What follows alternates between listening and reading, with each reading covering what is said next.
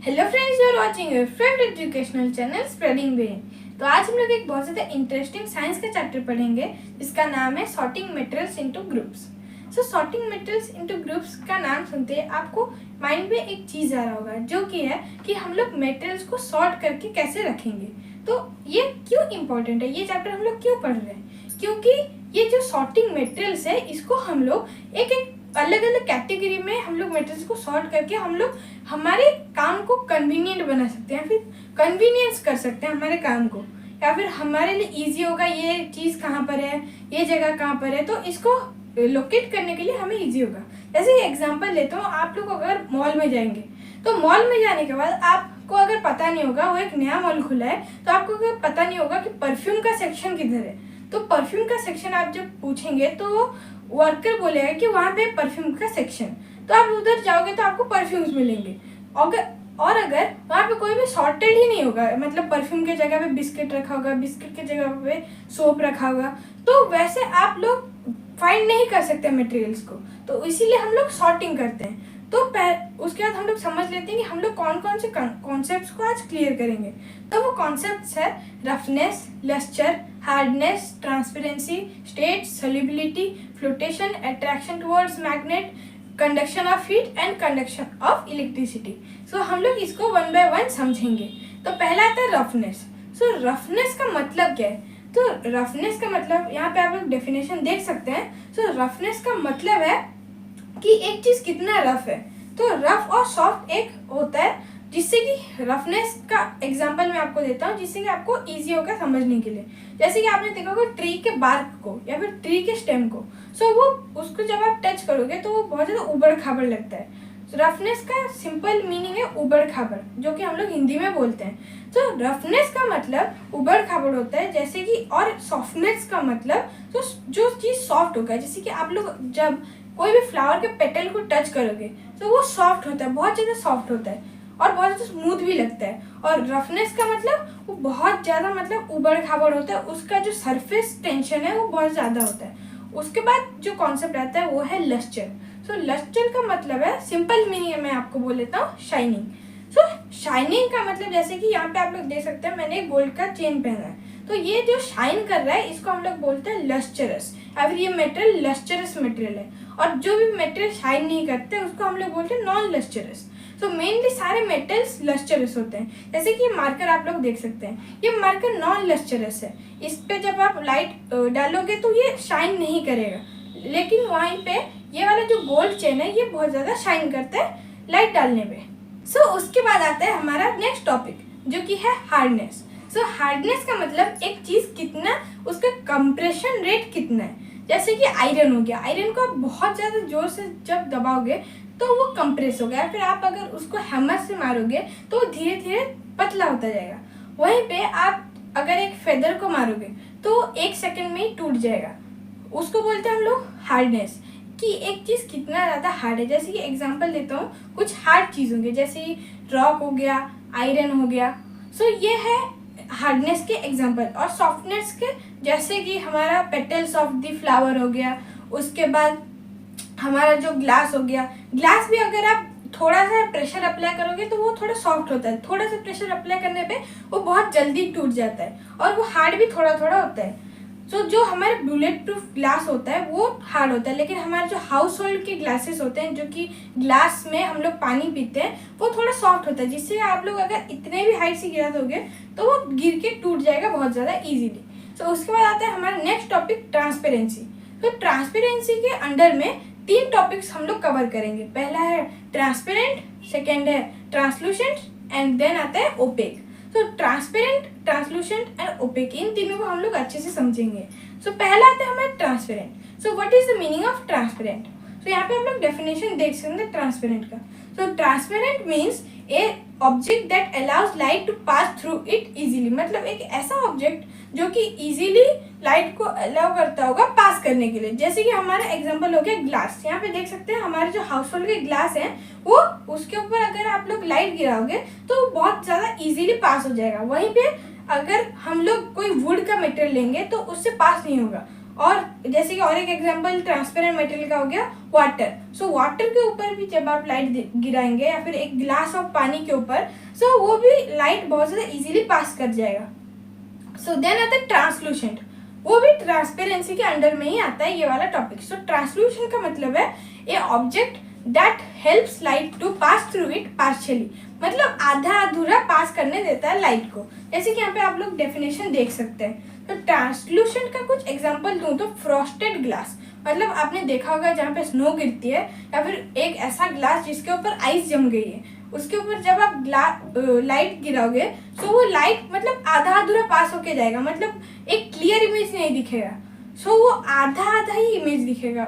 वो जो frosted glass है उसके ऊपर अगर आप पानी गिरा दोगे तो वो फ्रॉस्टेड ग्लास से नॉर्मल ग्लास हो जाएगा, लेकिन नॉर्मल ग्लास जब हो जाएगा वहाँ पे अगर फिर से आप लोग फ्रीजर के अंदर या फिर कहीं पे भी एक अच्छा ग्लास को रख दोगे सो वो ग्लास फिर से फ्रॉस्टेड हो जाएगा, या फिर स्नोई ग्लास बोलते हैं। पहले तो हमारे जो ग्लास है वो पूरा उसके ऊपर आइस की परत जमी होगी, लेकिन उसके बाद जब आप उसको डालोगे फ्रीजर पे या फिर कहीं पे भी ठंडे जगह पे बहुत ज़्यादा एक्सट्रीम कोल्ड 0 डिग्री सेल्सियस पे, सो वो बहुत ज़्यादा ठंडा हो जाता है और उसको हम लोग स्नोई ग्लास बोलते हैं। और एक एग्जाम्पल जैसे कि बटर पेपर हम लोग केक बनाने के लिए यूज़ करते हैं। सो जो बटर पेपर होता है, बटर पेपर में भी पार्शियली लाइट पास करता है।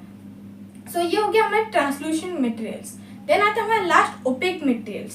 सो ओपेक का डेफिनेशन आप लोग यहाँ पे देख सकते हैं। सो ओपेक का रियल मीनिंग क्या है, मतलब opaque means a material that does not allow light to pass through it. जैसे कि ये वाला मार्कर है, अगर आप यहाँ पे डालोगे टॉर्च डालोगे तो यहाँ से ये बीच वाला जो सेक्शन है ये लाइट को ब्लॉक करेगा, तो जिससे कि ये लाइट इजीली पास नहीं कर सकता है। लेकिन जब आप कोई भी ऐसे मतलब हॉलो स्पेस वाले चीज़ पे डालोगे, जैसे कि शर्ट हो गया, तो शर्ट पे आप जो डालोगे वो पास कर रहा है। लेकिन कुछ लोग बोलते हैं कि ये ओपेक है, क्योंकि जो शर्ट होता है कॉटन का भी बना हुआ होता है और ऊल का भी बना हुआ होता है। तो जो कॉटन फाइबर्स का, जो सिल्क थ्रेड का जो होता है शर्ट्स, तो उससे हमारा लाइट इजीली पास कर सकता है। जैसे कि ये वाला मैंने जो शर्ट पहना है ये कॉटन का शर्ट है, सो इससे जब लाइट हम लोग डालेंगे तो ये पास होगा, लाइट पास हो सकता है। सो ये हो गया हमारा ओपेक मटेरियल्स। तो हमारा नेक्स्ट टॉपिक आता है सोल्यूबिलिटी। सोल्यूबिलिटी का मतलब एक चीज़ कितना डिजॉल्व हो सकता है वाटर में। जैसे कि हम लोग बोलते हैं मिसिबल वाटर। सो जो मिसिबल वाटर होता है उसमें हम लोग अगर सॉल्ट या फिर शुगर डालेंगे सो वो उसमें घुल जाएगा। सो वो जो मटेरियल है उसको बोलते हैं हम लोग सॉल्यूबल मटेरियल। जो जैसे कि सॉल्ट शुगर हो गया, वो दोनों सॉल्यूबल मटेरियल्स है। एक पानी में अगर डालोगे एक कोई भी मटेरियल को, फिर दोनों मटेरियल को डालोगे सो वो वाटर में इजीली मिक्स हो जाएगा। अब आप एक एक्सपेरिमेंट घर में ट्राई करना, कांच का ग्लास लेना और वो कांच के ग्लास में आप लोग थोड़ा सा पानी पोर आउट कर लेना। पोर करने के बाद उस कांच के ग्लास में आप लोग सॉल्ट या फिर शुगर या फिर दोनों को भी आप डाल के एक्सपेरिमेंट ट्राई कर सकते हो। सो सॉल्ट और शुगर जब आप डालोगे थोड़ी देर के लिए उसको स्टर करना। स्टर करने के बाद आप लोग देखोगे कि वो पूरा डिजॉल्व हो चुका है, नॉर्मल पानी की तरह दिखेगा, लेकिन उसका टेस्ट चेंज हो गया होगा। आप जब उसको पियोगे थोड़ा मतलब सॉल्टी और थोड़ा शुगरी टाइप ऑफ टेस्ट उसका आएगा। सो उसके बाद आता है इमिसिबल मतलब ऐसा मटेरियल या फिर ऐसा सब्सटेंस जो कि वाटर के साथ डिजॉल्व ही नहीं होता। जैसे कि सैंड भी एक पाउडर है, या फिर सैंड कुछ जब आप डालोगे पानी में तो वो अच्छे से नहीं घुलता है, वो नॉर्मल पानी की तरह नहीं भी दिखता है, उसका कलर क्या होता है येलो। सो आप जब पानी में डालोगे वो पूरा सिंक डाउन हो जाएगा और वो थोड़ा थोड़ा येलो भी दिखेगा वो पानी। सो देन आते हैं हमारा नेक्स्ट टॉपिक फ्लोटेशन। सो फ्लोटेशन का मतलब क्या है? फ्लोटेशन का मतलब एक ऑब्जेक्ट कितना ऊपर, पानी के कितना ऊपर फ्लोट करता है या फिर कितना नीचे जाता है। जैसे कि मैं आपको एग्जांपल दूं, एक पत्थर, जब आप एक पत्थर को लोगे सो पत्थर को जब आप नीचे पानी के अंदर डालोगे सो पानी के अंदर ही पूरा डूब जाएगा, नीचे तक चला जाएगा।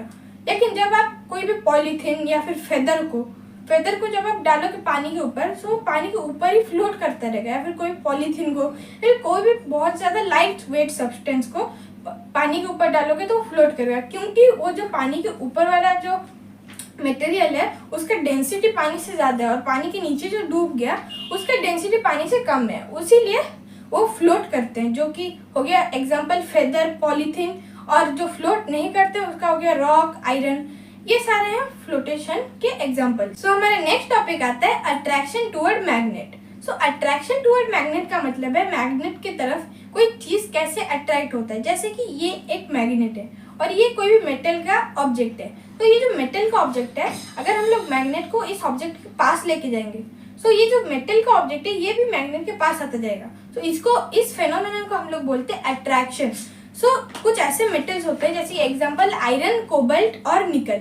आयरन, कोबाल्ट और निकल ऐसे मटेरियल्स हैं या फिर ऐसे मेटल्स हैं जो कि मैग्नेट की तरफ सबसे ज्यादा अट्रैक्ट होते हैं। आप ये एक एक्सपेरिमेंट बोलता हूँ, आप इसको घर पे भी ट्राई कर सकते हो। आप कोई बुक स्टोर पे जाना और वो बुक स्टोर पे आप लोग एक 10 रुपए का मैग्नेट मिलता है, उसको लेके आ सकते हैं, जो कि होते हैं टेम्परेरी मैग्नेट। टेम्परेरी मैग्नेट को जब आप एक मेटल के स्पून पे आपके जो घर पे पड़ा होगा या फिर किचन पे होगा, वो जो मेटल के स्पून को जब आप इस टेम्परेरी मैग्नेट के पास लेके आओगे, वो स्पून इस मैग्नेट की तरफ अट्रैक्ट होगा। तो इसको हम लोग बोलते हैं अट्रैक्शन टुवर्ड मैग्नेट। देन आता है conduction of heat. Conduction of heat का मतलब क्या है? हीट को कैसे कंडक्ट करता है, कोई चीज हीट को कैसे रिसीव करता है, उसको हम लोग बोलते हैं कंडक्शन ऑफ हीट। जैसे एग्जांपल देता हूँ, कंडक्टर्स और इंसुलेटर्स। कंडक्टर्स का मतलब है कोई ऐसा मटेरियल जो कि हीट को इजीली पास करने के लिए हेल्प करता है। एग्जांपल हो गया हमारा जैसे कि मेटल। मेटल एक बहुत ज़्यादा अच्छा हीट का कंडक्टर है। और इंसुलेटर का एग्जांपल अगर मैं दूं तो इंसुलेटर का एग्जांपल हो जाएगा हमारा प्लास्टिक या फिर वुड। इसमें जब आप हीट अप्लाई करोगे तो ये पास नहीं करते हैं, ये खुद ही जल जाते हैं। तो ये हो गया इंसुलेटर। देन आता है कंडक्शन ऑफ इलेक्ट्रिसिटी, जो कि हमारा लास्ट टॉपिक है। कंडक्शन ऑफ इलेक्ट्रिसिटी का मतलब क्या है? कंडक्शन ऑफ इलेक्ट्रिसिटी का मतलब कोई चीज इलेक्ट्रिसिटी को कैसे रिसीव करता है, फिर कैसे कंडक्ट करता है, उसको हम लोग बोलते हैं कंडक्शन ऑफ इलेक्ट्रिसिटी। जो मेटल्स होते हैं, वो मेटल्स इलेक्ट्रिसिटी को बहुत ज्यादा अच्छे से कंडक्ट करते हैं। वो बहुत हीट और इलेक्ट्रिसिटी के दोनों के बहुत ज्यादा अच्छे कंडक्टर्स होते हैं। जैसे कि आयरन एक बहुत ज्यादा परफेक्ट एग्जांपल है हीट और इलेक्ट्रिसिटी के कंडक्टर का। हीट और इलेक्ट्रिसिटी के जो कंडक्टर है वो है आयरन या फिर कोबाल्ट या फिर निकल। ये जो इलेक्ट्रिसिटी के बारे में हम लोग पढ़ रहे हैं, आप लोग देखे होंगे कि आप जब पानी के अंदर कोई भी वायर को डालते हैं तो उससे करंट लगता है। फिर अभी इंडिया में बहुत सारे लोग करंट से ही मर रहे हैं, क्योंकि जो इलेक्ट्रिक पोल्स से इलेक्ट्रिसिटी बहुत ज़्यादा इजीली पास होता है, क्योंकि वहाँ पे जो लोहे का चीज होता है तो उसको जाके हमारे ह्यूमन बॉडी टच करता है। ह्यूमन बॉडी के अंदर तो आयरन, जिंक, कॉपर ये सारे मटेरियल्स मौजूद होते हैं, या फिर ये सारे मिनरल्स बोल सकते हो आप लोग। जब आप लोग इलेक्ट्रिक वायर को छूते हो, वो इलेक्ट्रिक वायर को छूने के बाद आपका हाथ करंट रिसीव करता है, जो करंट जाके आपके हार्ट पर लगता है। ये हो गया कंडक्शन ऑफ इलेक्ट्रिसिटी। इसमें भी कंडक्टर्स और इंसुलेटर्स होते हैं। कंडक्टर का जैसे कि मैंने एग्जांपल दिया मेटल्स या फिर आयरन, और इंसुलेटर का अगर मैं एग्जांपल दूं तो वो ही वुड या फिर ग्लास, ये है इंसुलेटर्स। आज के क्लास के लिए इतना ही। Thank you.